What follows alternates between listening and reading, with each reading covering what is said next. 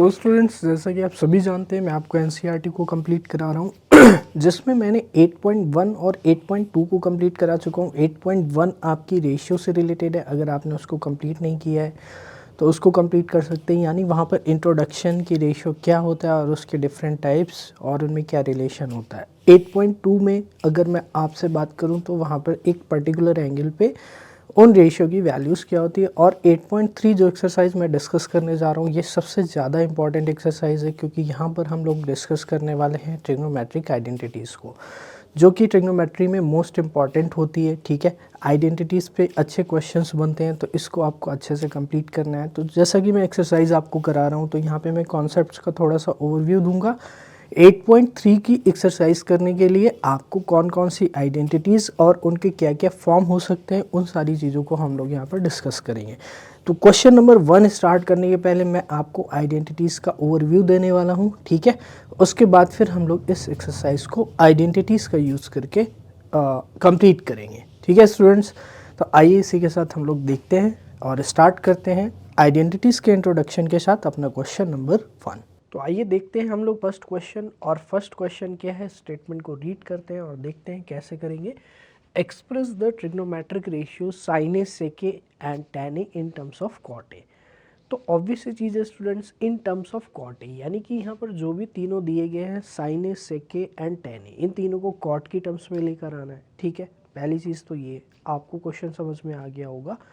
Then इसके बाद सबसे पहले हम cot ए में कैसे लाएंगे, तो उसके लिए मैं आपको आइडेंटिटीज़ को एक बार दिखाना चाहता हूँ कि जो आइडेंटिटीज़ हैं स्टूडेंट्स, वो आपके लिए सबसे ज़्यादा इम्पॉर्टेंट है। और पूरी ये एक्सरसाइज 8.3 में इन आइडेंटिटीज़ का यूज़ होने वाला है तो ट्रिग्नोमेट्री की 3 सबसे मोस्ट इम्पॉर्टेंट आइडेंटिटी क्या है। Cos square A plus sine square A is equal to 1, यानी कुछ स्टूडेंट्स इसको sine square A plus cos square is equal to 1 भी बोलते हैं। दोनों चीज़ें सेम है, क्योंकि दोनों ही टर्म्स प्लस में हैं, तो आप आगे पीछे कर सकते हैं। दूसरी आइडेंटिटी बच्चों 1 plus tan square A is equal to sec square A. और इन सब आइडेंटिटीज़ जो मैं आपको अभी बता रहा हूँ, इन आइडेंटिटीज़ की खास बात ये है कि ये आपके सामने हो सकता है किसी और फॉर्म में आए और आपको समझने में थोड़ा सा टाइम लगे। तो यहाँ पर इसकी जितनी भी पॉसिबल फॉर्म है, मैं आपको सारी फॉर्म बताने वाला हूँ। आपको बिल्कुल डरने की ज़रूरत नहीं है आइडेंटिटीज़ से, बस 3 आपको फंडामेंटली याद होनी चाहिए, क्योंकि जो मेथड मैं आपको बताऊंगा उससे आप इनको कभी भी निकाल सकते हैं चलते फिरते, कभी भी यहाँ पर आप इसको अदर फॉर्म में कन्वर्ट कर सकते हैं। तो बहुत सारी फॉर्म है, इनको एक एक करके हम लोग डिस्कस करेंगे।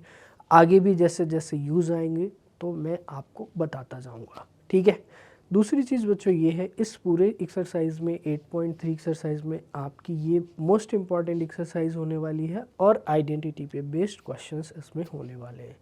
तो आपको ये एक्सरसाइज बहुत अच्छे से कंप्लीट करना है, क्योंकि यहाँ से 1 से 2 क्वेश्चन आपको मिलने वाला है। तो टोटल अगर हम देखें वेटेज की, तो 4 मार्क्स 5 मार्क्स के क्वेश्चंस आपको यहाँ से मिलने वाले हैं। या तो 3 2 मार्क्स में मिल जाएंगे, या तो 4 1 मार्क्स में मिल जाएगा, या आपको अगर डिफ़िकल्ट लेवल दे दिया गया तो 5 मार्क्स में भी एक क्वेश्चन मिल जाएगा। ठीक है, तो ट्रिग्नोमेट्री का सबसे इम्पॉर्टेंट पार्ट है सॉरी। इसके बाद बच्चों जब आप आगे की क्लासेस में जाएंगे तो वहाँ पर भी यूज़ होगा। तो जब आगे पढ़ना है तो अभी से आप इसको अच्छे से कंप्लीट करके चलेंगे। ठीक है, आइए देखते हैं तो cos square A plus sine square A is equal to 1। अब हमने 2 कर लिया था। Cot square A plus 1 is equal to cosec square A. तो बहुत जगह पर ये आइडेंटिटीज़ ऐसे भी लिखी जाती हैं, तो आपको मैं एक बार दिखा देता हूँ। जैसे फर्स्ट आइडेंटिटी है, तो sine square A plus cos square A equal to क्या हो जाएगा। सेकेंड आइडेंटिटी हो जाएगी 1 plus tan square A equal to sec square A. 1 plus cot square A is equal to cosec square A. अब जितने भी स्टूडेंट्स से मैं मिलता हूँ, जो भी स्टूडेंट्स मुझसे पढ़ते हैं, इन आइडेंटिटीज़ को लर्न करने में सबसे ज़्यादा कन्फ्यूज़न उनको होती है कभी उन्हें ये समझ में नहीं आता कि tan के साथ sec आएगा या फिर cosec आएगा। तो सिंपल सी चीज़ मैं आपको बताता हूँ, अगर यहाँ पर cot की स्टार्टिंग के 2 लेटर CO हैं तो यहाँ पर भी CO वाला रेशियो आएगा और CO में क्या आएगा, cosec आएगा। क्योंकि cos ऊपर आ चुका है ऑलरेडी तो cos दोबारा आने वाला नहीं है। और यहाँ पर बचा tan की बात, तो tan के साथ क्या आ जाएगा, sec आ जाएगा। तो ये चीज़ क्लियर हो गई। CO वाला रेशियो किसके साथ आएगा, CO के साथ, यानी cot के साथ cosec आएगा, tan के साथ sec और sin के साथ क्या आ जाएगा, cos। पहली चीज़। दूसरी चीज़ डिफरेंस ये है स्टूडेंट्स कि यहाँ पर दोनों ही रेशियो एक तरफ है, इधर कांस्टेंट वैल्यू है, जबकि यहाँ पर 1 आपकी कांस्टेंट वैल्यू इधर होगी tan के साथ और यहाँ पर क्या आ जाएगा, आपका sec आ जाएगा। यहाँ पर 1 इसके साथ हो जाएगा cot के साथ और यहाँ पे क्या आ जाएगा, cosec आ जाएगा। अब आइए जिस फॉर्म की मैं बात कर रहा हूँ तो डिफरेंट फॉर्म क्या क्या मिलती है। अब इसी आइडेंटिटी में अगर मैं साइन स्क्वायर ए को RHS में लेकर जाता हूँ तो माइनस में हो जाएगा, यानी ये आइडेंटिटी कुछ ऐसी बन जाएगी, क्योंकि इधर कॉस स्क्वायर ए बचेगा और उधर क्या आएगा, 1 माइनस कॉस साइन स्क्वायर ए।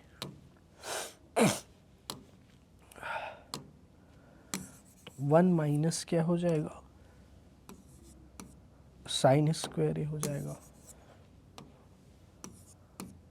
इतनी चीज़ आपको क्लियर है। या फिर इसी आइडेंटिटी में अगर मैं कॉस को उधर लेकर जाता हूँ तो यानी कि साइन स्क्वायर ही इधर बचेगा और कॉस हम उधर ले गए तो 1 माइनस क्या हो जाएगा। तो ये तो फर्स्ट आइडेंटिटी हो गई आपकी। सेकेंड आइडेंटिटी की अगर हम बात करते हैं तो 1 प्लस टैन स्क्वायर ए में अगर मैं टैन स्क्वायर ए को उधर लेकर जाता हूँ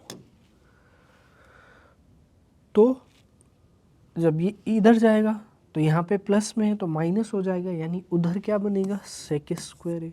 बट मैं इसको रिवर्स करके ऐसे लिख सकता हूँ,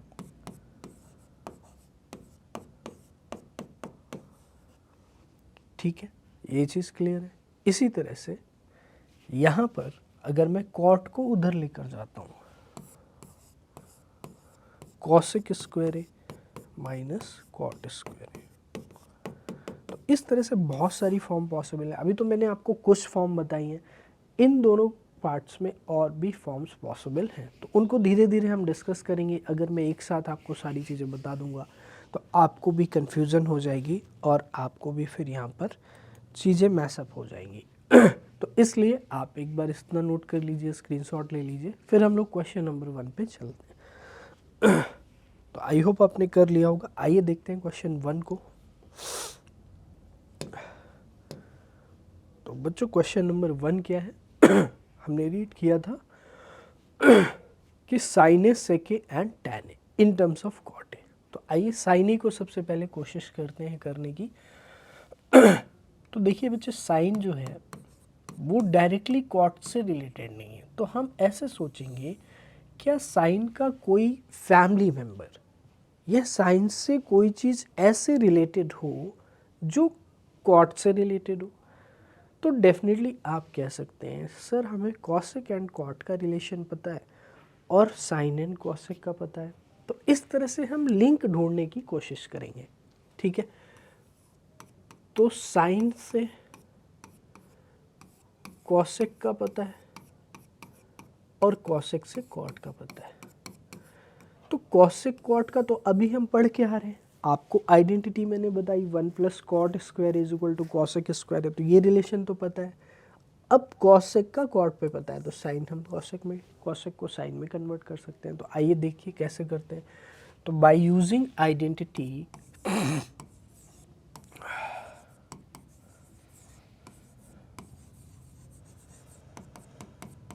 कौन सी, 1 plus cot square A equal to, तो अगर मैं कॉसेक की वैल्यू निकालूंगा तो 1 प्लस कॉट स्क्वायर ए, ये कॉसेक स्क्वायर हो गया, हमने रिवर्स करके जस्ट लिखा है इसको, तो cosec A 1 plus cot square A का अंडर रूट। अब हमें पता है कॉसेक जो होता है, आप सभी बच्चे जानते हैं कि जो कॉसेक होता है वो 1 बाई साइन ए होता है। तो इस कॉसेक को क्या मैं 1 बाई साइन ए लिख सकता हूँ?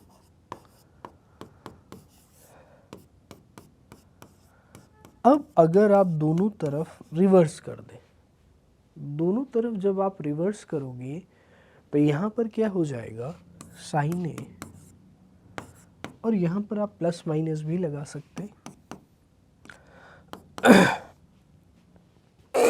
साइन ए हो जाएगा बच्चे 1 upon under root 1 plus cot square. क्या आपने ये चीज़ रिप्रेजेंट कर ली साइन को कॉट के टर्म्स में? तो साइन क्या होगा basically 1 upon 1 plus 1 upon under root 1 plus cot square A. तो ये तो हमारा साइन का हो गया। आई होप ये चीज़ आपको समझ में आई होगी। एक बार आप इतना नोट करेंगे,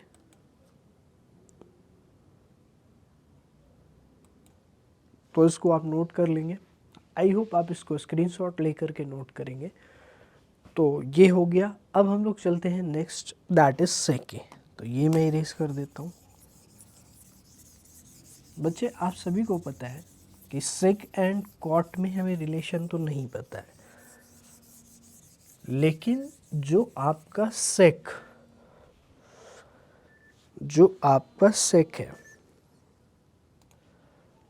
तो सेक एंड कॉट में तो मुझे रिलेशन नहीं पता होता है, लेकिन जैसे मैंने आपको बताया कि सेक एंड कुछ ऐसे रेशियो में क्या आपको रिलेशन पता है जिससे कि हम कॉट तक पहुंच सकते हैं।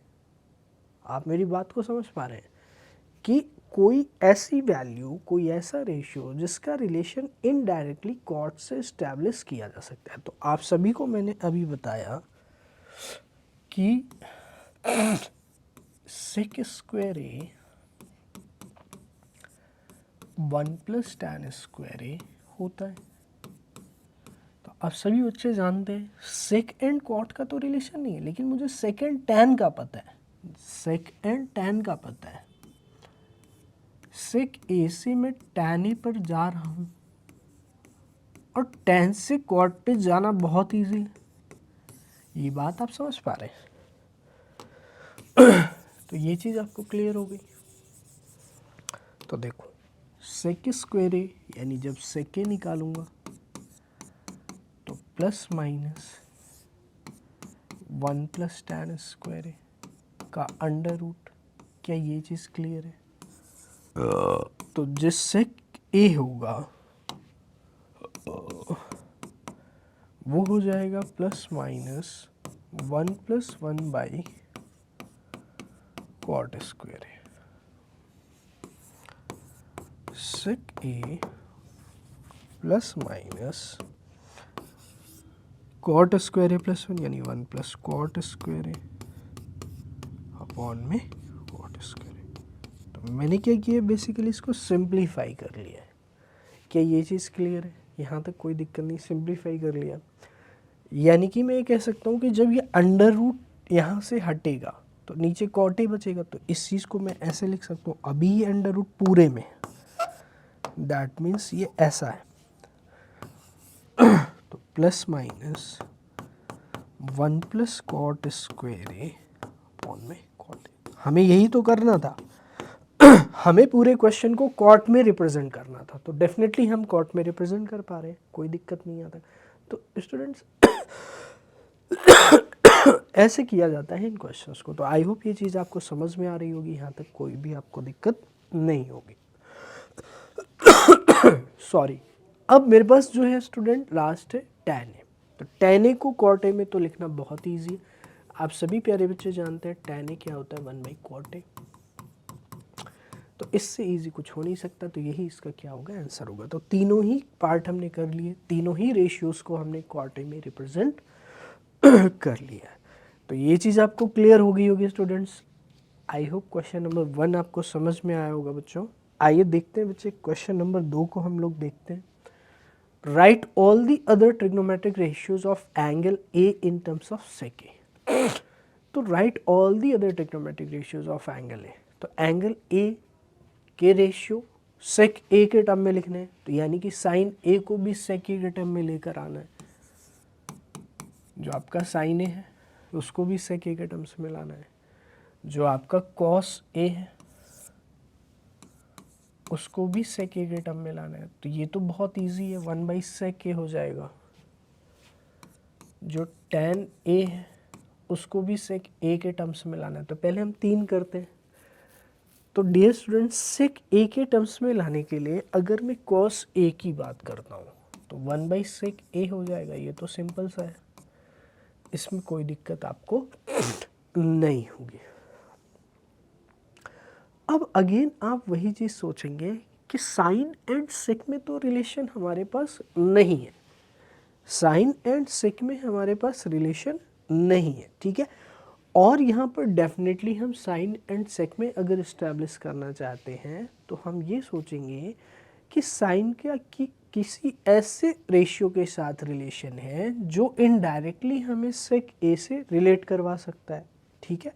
तो हमें सभी को पता है बच्चों कि जो tan ए होता है, tan स्क्वायर ए होता है, वो होता है सेक स्क्वायर ए -1। तो tan A plus minus sec square A -1, ठीक है। ये चीज़ क्लियर हो गई। अब यहाँ पर tan ए जो होगा sine A by cos A plus minus under root sec square A -1। क्या मैं साइन ए को ऐसे लिख सकता हूँ, प्लस माइनस कॉस ए इधर मल्टीप्लाई कर देते हैं और सेक square A -1 plus minus cos A को सेक ए में कन्वर्ट कर देते हैं तो सेक ए डिवाइड में और under root sec square A -1। तो ये मेरा आंसर आ जाएगा। तो क्या ये चीज़ समझ में आई? तो साइन ए का जो आंसर है हम इधर लिखेंगे फाइनली सेक ए की टर्म्स में, that is plus minus under root sec square A -1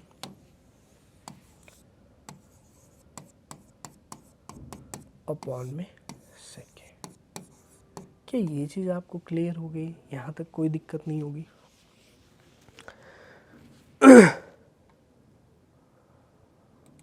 I hope it is very much clear. तो साइन ए कॉस ए को कर लिया हमने, इसी तरह से हम टैन ए को कर सकते हैं। हमें पता है टैन ए जो है वो साइन ए अपॉन में क्या है, कॉस ए। तो sign A upon cos A का मतलब ये हुआ कि जो साइन ए है उसको कॉस ए से डिवाइड करेंगे, या फिर टैन ए का यहाँ से आप डायरेक्टली वैल्यू पुट कर सकते हैं, तो इसकी ज़रूरत नहीं पड़ेगी। तो टैन ए की वैल्यू हो जाएगी सेक ए के टर्म्स में plus minus under root sec square A -1। तो आई होप ये चीज़ आपको समझ में आई होगी, यहाँ तक आपको कोई दिक्कत नहीं होगी।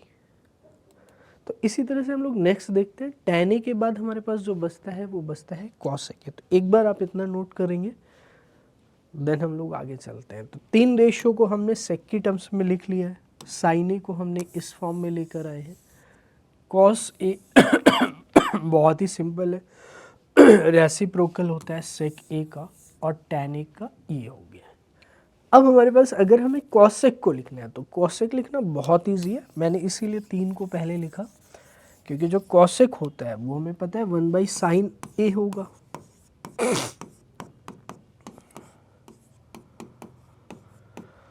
और जो साइन ए है वो आपको पता है, तो साइन ए यहाँ रख देंगे, तो ये चीज़ रिवर्स हो जाएगी। तो 1 plus minus under root sec square A -1 upon में sec A, and equal to plus minus sec A और under root sec square A -1। तो ये कॉसेक ए की वैल्यू सेक ए के टर्म से, तो जस्ट सिंपली रिवर्स कर देना है, तो न्यूमरेटर डिनोमिनेटर और डिनोमिनेटर न्यूमरेटर बन जाएगा। इसमें भी कोई भी दिक्कत आपको नहीं होगी। देन स्टूडेंट्स इसके बाद जो है हम लोग आ जाते हैं किस पे, सेक ए। अब सेक ए को तो लिखेंगे नहीं इन टर्म्स ऑफ सेक ए, क्योंकि ऑल अदर लिखना है। तो हमारे पास जो लास्ट बचता है दैट इज कॉट ए। तो कॉट ए को सेक ए के टर्म्स में अगर लिखेंगे तो कॉट ए हमें पता है क्या होता है, 1/tan ए।